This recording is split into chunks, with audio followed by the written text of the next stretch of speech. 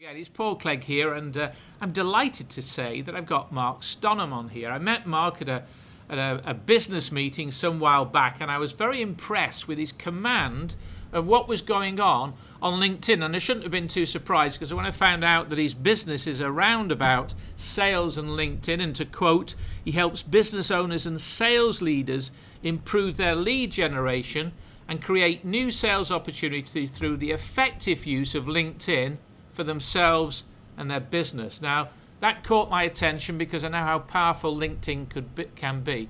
So I thought I'd get together with Mark and ask him the sort of questions that I should have been asking him about 12 months ago. Welcome, Mark. Hi, Paul. Would you say that's a fairly good description of what you do? Is that your primary business, helping people with LinkedIn?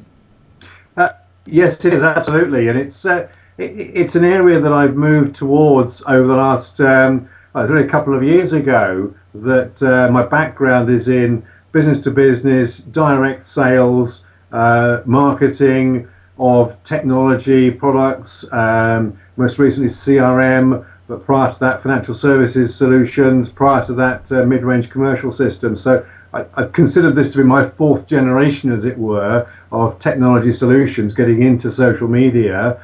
And with a direct sales background, it was a natural area to move into, was to say, well, how am I using the tools that are LinkedIn, particularly, and how can I help other people in a similar situation, similar role to the one that I'm in, and the ones that I've been in previously, to take advantage of these new ways of supporting the sales process.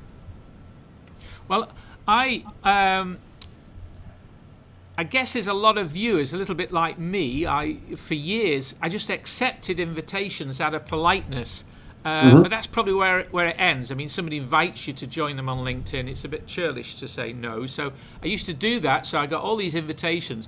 But I didn't really feel as if I had much time for LinkedIn. I didn't do anything with it. Do you think that's the number one reason? I mean, there are a lot of people like that, like the way I was. Yes, there are. Do you think that's a fair assumption? It is. I mean, I'm moving in a group of people who are active users of LinkedIn. So my perception of it is that there's a crowd who are actively using it, actively putting out advice. And but when I turn then into my prospect area, the number of sales and marketing professionals, business professionals in IT companies, business owners, sales directors, managing directors who have minimal profiles. Talking with a fairly large corporate recently, they accepted my view that it's actually that's detrimental to be on LinkedIn but only have a very minimum profile, because it looks like you don't care, looks like you're not really professional there. And part of what I put across is, the same way that if you go to a business meeting, you dress appropriately, or you dress slightly higher, just in case you get introduced to the managing director or whatever. I think the same applies to LinkedIn. If you're dressing for success on LinkedIn, I would say that's the starting point, so that if somebody does look at your profile, at least you have a smart, respectable profile there, that isn't one of those things they think, well, that's a negative mark there. If they're doing their due diligence, they might think, well, I'm going to take the phone call on that person because I don't know anything about them. I can't find anything about them. And if they took the trouble to put a profile, they'd get through that gate and have one of their, maybe a cold call accepted by a prospect, or if it's further down the sales process, they'd be able to make connections with people if they were outbound prospecting. Well, it's interesting you should say that, because I do know from my own experience that more and more people are using resources like LinkedIn before they'll meet somebody that's trying to sell something, or before they'll employ somebody, because you can find out so much about somebody. I was speaking to somebody recently, and I was quite shocked, because it was my second conversation, and they knew more about me than I guess I knew, and it was obvious, that became obvious then that they'd done the research. So I suppose if you are not presenting your best picture, or the picture that you want to, you could come across, Yeah. as you say, as being a bit lazy or a bit less than professional. Talking about And just to pick up on that then, Paul, when I started a sales career 30 years ago, it was very difficult to find information about my customers and my prospects. You could get the annual report for the company from the local library, but that was about it. If you got any handover notes from the previous salesman, you were lucky, or if you were in a new business territory, really you were starting with a telephone directory and working through from A in the yellow pages, depending on your territory. And therefore that allowed you, once you got through, you could ask some very basic questions. Now I think the expectation is that if you are having a meeting with somebody, you go in there with a lot more preparation, you've done your research, and you can take the meeting a lot further forward having done that. And it's a negative if you haven't done the research and you're asking what's in the public domain. And of course, flip that round, and as you say, buyers are able to research potential suppliers and individuals, perhaps on a if they are recruiting that side of the equation as well, they can do a lot more research. And people are talking about buyers being 70% of the way through their purchase cycle before they need to go out and engage with a sales representative. That's interesting. They don't need to talk to somebody in order to get information as they used to.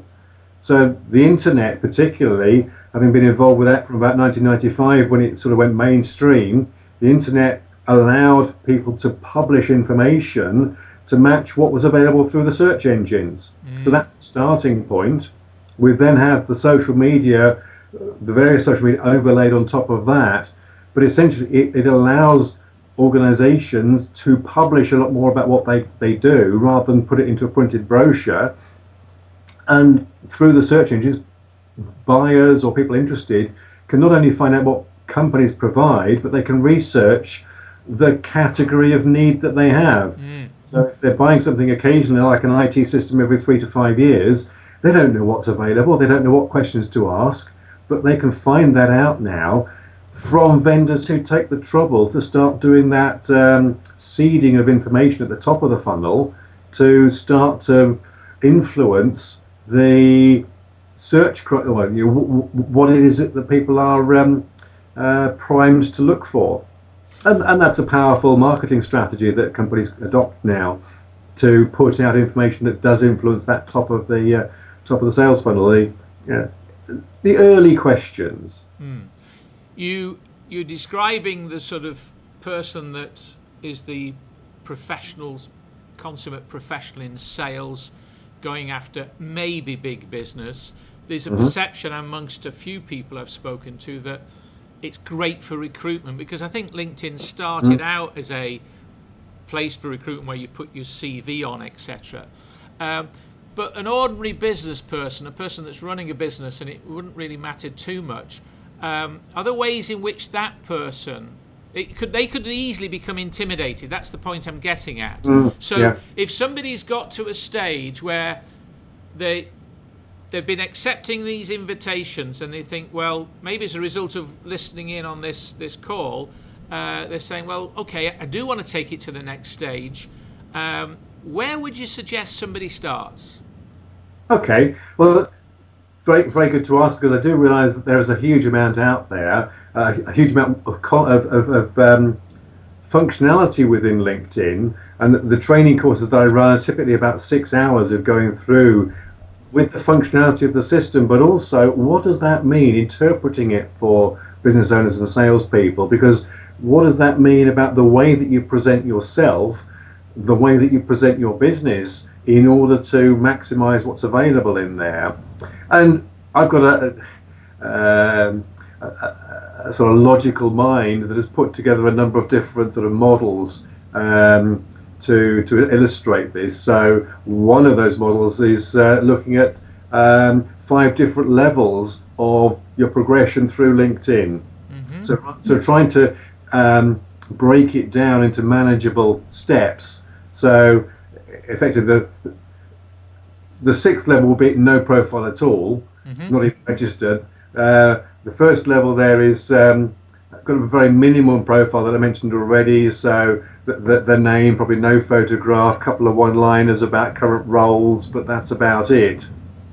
And that really is where it's a little bit could be detrimental to be at that level. What I describe as the professional level is where you have done a good job of putting together the actual details of your past employment, your education, your contact details. You've got a photograph up there, and really you are well presented on your profile. So that, I would say, is the first stage to get to. So you have a smart profile there. You filled in all the necessary boxes. Couple that with your network is building your contacts that you have offline. So in the real world with your colleagues, customers, contacts, and business partners, you've connected with the people you know in the real world, but online. That's a good starting point as well in terms of the network, and the activity that you're doing around that really is just saying, okay, when I meet somebody, when I get a business card at a network meeting, or when I visit a customer, I'll ask them if I can connect, and maybe I'll drop an email to them to say, could I connect, and a follow-up, and that's a good level to get to. And I suggest that people who are sales account managers, so they're looking after existing customers, should get to that level. Professionals who are fee earners and deliverers, also, it's useful if they get to that level as well, because for a company, you're presenting a smart company impression. So whether you've got 5 people, 20 people, 100 people, if you've got good levels of presentation on your LinkedIn company profile, you actually look very impressive compared to other companies perhaps in your sector. So that, and the next level beyond that, particularly this applies to new business salespeople, where they are proactive for new contacts. Then that's where they need to step up to the next level, where the person's profile becomes more customer value oriented. So it's less about me, less about where I've been and who I've worked for, more about what value have I delivered to customers in the roles that I've had.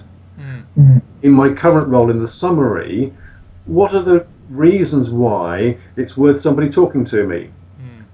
Having got various experience, you become a subject matter expert. They call it SME, subject matter expert, or you have a knowledge of the marketplace as well as your products and services, and you start to add commercial value to your clients. Not just say, I've got a product, let me tell you about the speeds and feeds and features and benefits and so on and so forth. I think that is a common error that people make in anything online, and indeed in life. At business meetings, I've attended and run, as you know, so many business meetings, and when people are unsure and perhaps nervous, they talk about what they do when nobody's really interested in what they do, and they try and sell them, they try and pitch everybody. Yes. And so I do see LinkedIn sort of profiles that are not about them, more about this is what I've got to sell. So you're saying that's not the way to go, or are you saying that you tend to turn that on its head once you become more experienced? Yeah, I think there is a way of moving the profile from being smart, maybe historical, about what's been achieved, to being today and future looking, and also around the customer and the value delivered to customers, as opposed to the successes achieved internally for your career, as it were. So this moves it more from a CV approach that says, if I was looking for another job, this is why you should employ me because of my track record as an employee, into where it's presenting the value you've delivered. And in a sales role or a business owner, the sales role particularly, the number of salespeople who, yes, they've hit their quota and they've hit the bonuses and they've gone to the 100% clubs and so on. But if a prospect looked at that and they'd say, well, do I want to meet somebody who's clearly a consummate salesperson? What value would I get from spending time with that person? Sometimes, But if that profile is presented about various industry sectors that they've got experience in, knowing the issues that those sectors have got, the business drivers about increasing sales, reducing costs, improving business processes. People now talk about moving the dial, as it were. How am I moving the dial for my customers, or moving the needle for my customers? Am I making my customers' boat go faster? So various sort of lines that are coming out now about what's the impact I am able to make through my knowledge, the customers and the products and services that I deliver, and showing awareness that that's the language and the conversation I can have with prospects. And that's the piece that justifies their time. And you wouldn't just do that on the profile, would you? Because are there other... I mean, I can think of two things now that maybe one might want to engage in the next level. Because I've always thought that social media is just like real life. It's no different. And yet people somehow behave differently. I mean, I've got a few people at the moment that I'm going to unfriend on Facebook because the language that they're using, and they're just downright rude. And I don't want the friends I've got to be exposed to that. Whereas you wouldn't do it in a meeting environment. In other words, they're behaving differently. And obviously, LinkedIn is very business orientated. So where would groups come in, and where would these testimonials, I don't know what to call them, but I will get on a reasonably regular basis still, which is quite flattering. So and so is seen as an expert. I would recommend this person for these things. So I could put that as a testimonial. Where would those two things fit in? Yeah, well, I would suggest that goes at the next level up in the model that I've got, where I call it the social profile. So this is the evidence that you are being generous to other people, and other people are generous towards you. So from a sales point of view, this is moving from outbound prospecting, moving into more of a referral approach, a referral business model. So as you say, very, very much it reflects the way you go about life in general. So here you aren't trying to sell to your current connections specifically, or new people specifically, or people you meet in groups directly, but what you're putting out is knowledge about your expertise to say, well, if you know people in the following situation, then introduce them to me. If you've thought through what are those trigger events that are critical, so depending if it's an accountant, for example, some of the critical business life stages of their clients, startup is critical, annual report, audit, fundraising, preparing for exit, those sort of life events in a business may be applicable to an accountant to talk about. They may have expertise about one or more of those stages. So mention those, and therefore that on their profile, and when people view that, they say, this person is good specifically at fundraising for certain types of companies in certain situations. If they or people they know are in that situation, there's an ideal introduction. You're being introduced to people who are much more likely to become customers, and you can add real value, as opposed perhaps to being introduced to people or finding people who are just random off LinkedIn, who are just stuffing their contact network. So I think that, coming back to an earlier question you raised about you've been accepting various approaches. Yes, if you're in a passive mode, then yes, that happens. But if you start to move it more into driving that network in terms of who are the 50 or 100 people who you could proactively identify as potential customers, how would you find those? So how would you define a good prospect? And I put it down as at three levels. You could identify that as companies of a certain size, of a certain sector, of a certain geography, and those are criteria that you can specifically search for within LinkedIn. And that might give you a list of 20 to 50, 100 companies as a first tranche that you would then say, okay, there's a long list there. You might say, well, actually, I'm looking for people in particular roles. You know those roles, the job titles, sales director, managing director, and you can start to search for people. You might search for people with certain interests. So in that case, you go into the groups on LinkedIn and say, well, actually, if there's a group there that are Microsoft users, for example, you might find the right sort of people in a Microsoft group, and then you have to filter them out for company size and geography and those sort of things. So there's different approaches depending on who you're looking for. So as in real life, where would you start to look for prospects? How to define those prospects? And then apply an appropriate strategy on LinkedIn to find companies, job titles, and interests that meet those criteria.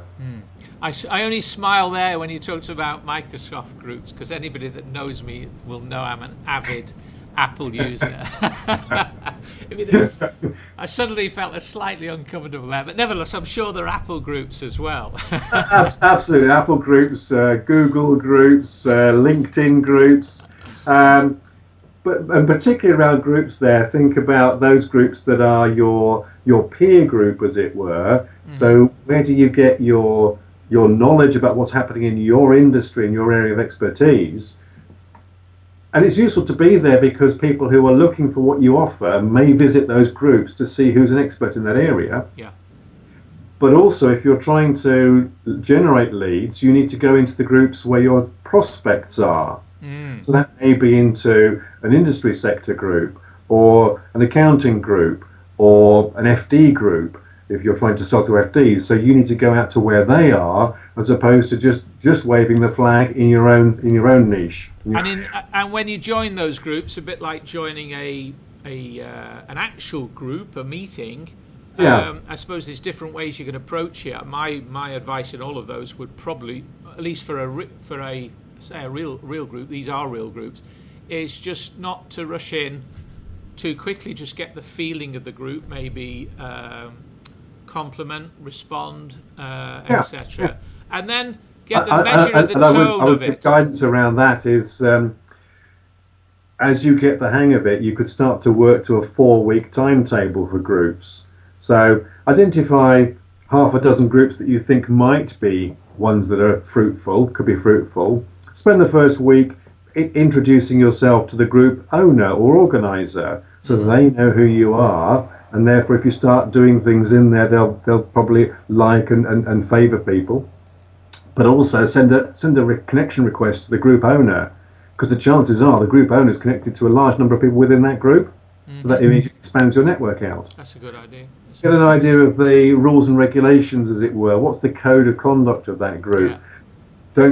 Avoid being falling foul of the sort of being too aggressive with the behaviour there and getting yourself blocked by group owners and LinkedIn.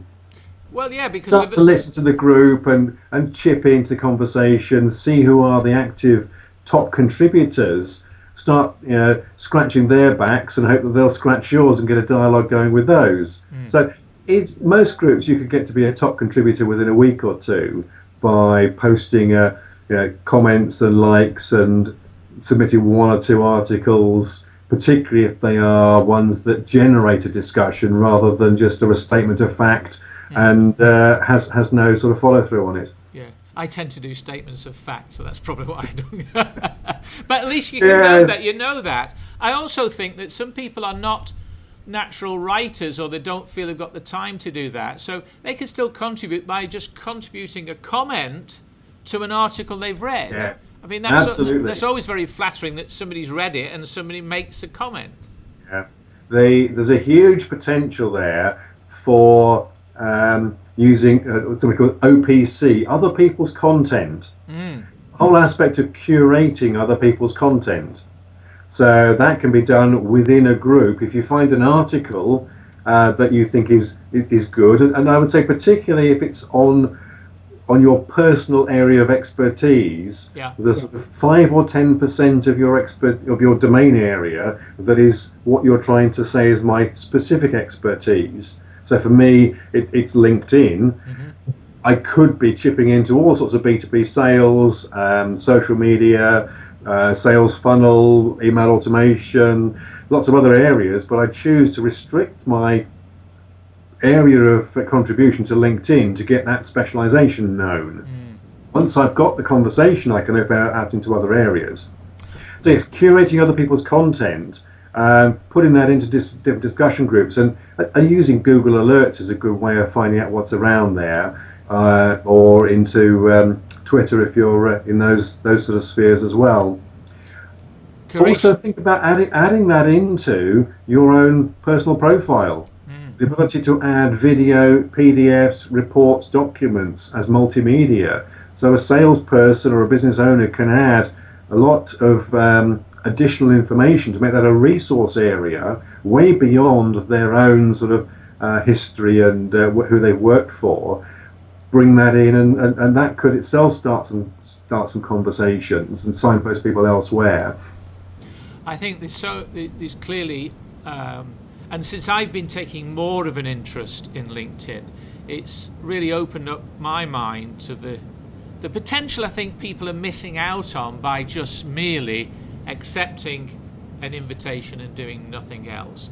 The one challenge that people will always throw up, and all excuses are equal, is, but it will take too much time, or I haven't got enough time as it is, whereas I think it can save time. How realistically, and I'm not talking about an expert and a specialist like you, I'm talking about somebody that just wants to generate some more leads, make some more contacts, stay followed up with maybe some of the people they've met.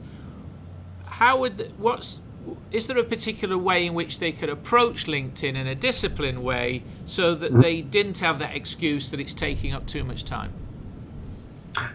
Yes, there is, absolutely. And at the entry levels, to get a smarter profile, it might take an hour or two to get a smarter profile up there.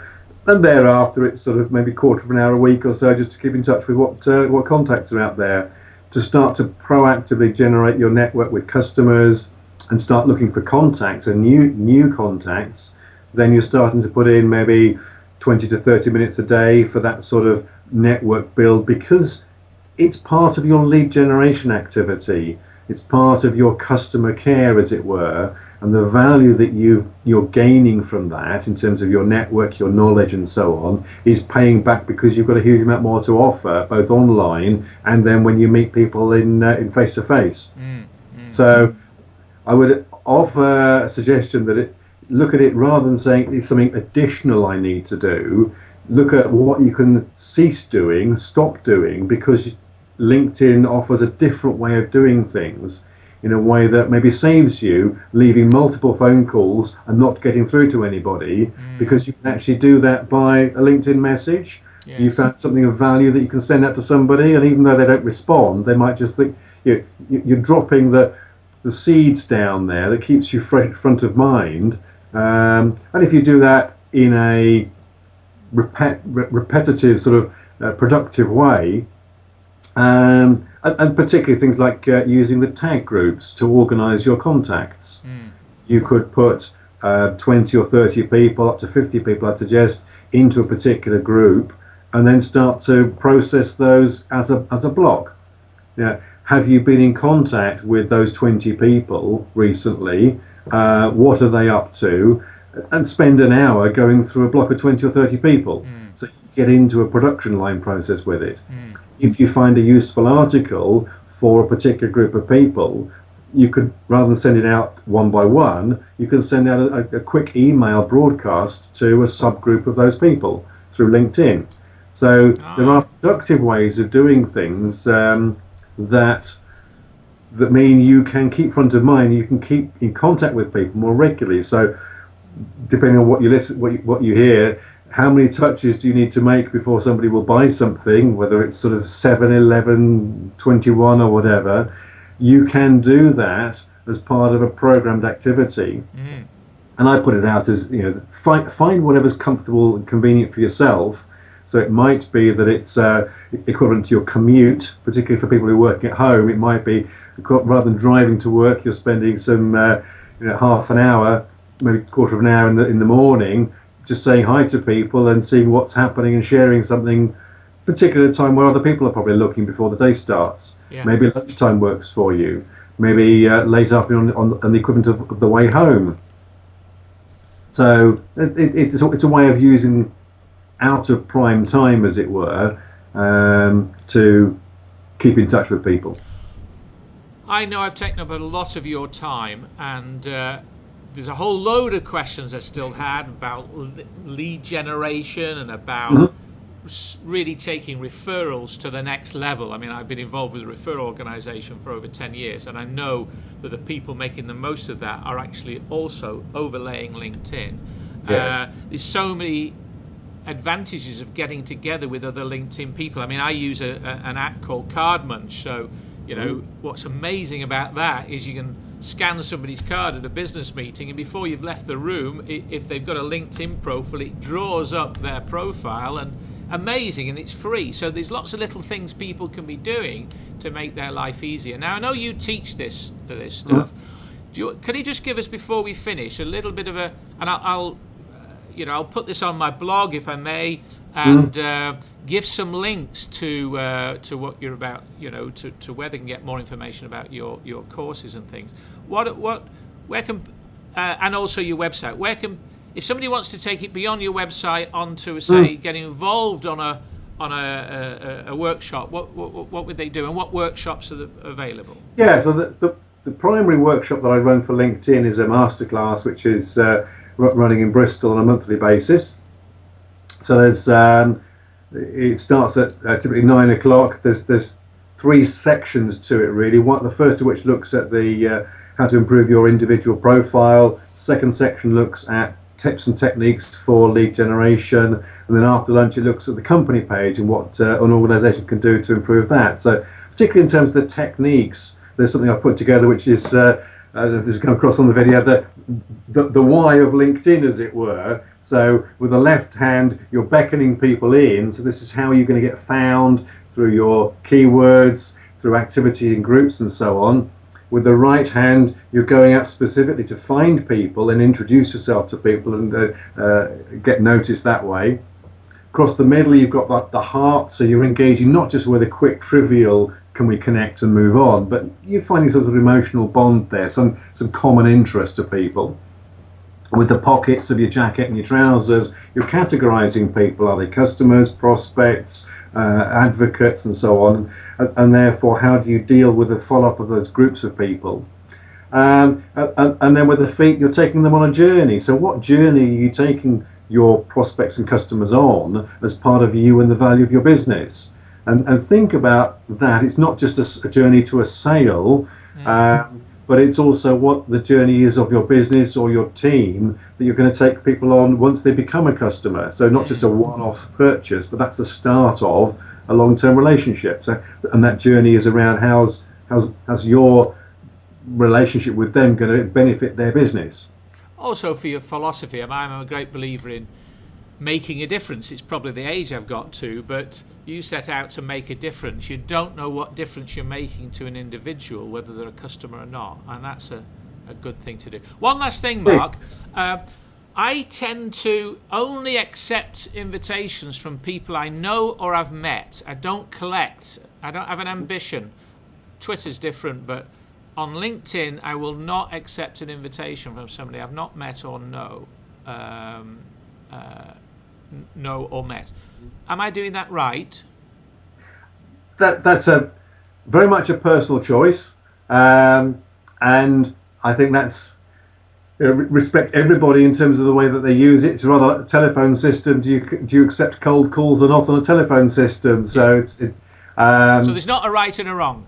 No, there isn't. And I know people who have accepted lots of connection requests when having a second or a third connection to somebody was a way of getting through to them, and they're now actually cleaning up the network that they've got, because there's a lot of people in there who are not people they want in their home stream of information. So if you're looking at the home stream of information on a regular basis, then you probably don't want particularly to fill it with people that you've got no real interest of dealing with. Yeah. However, you never know, they may know somebody who knows somebody who might become a customer in the future if you're spreading your wings further. So it just depends. It's a matter of personal choice. Yeah, you don't know them until you know them.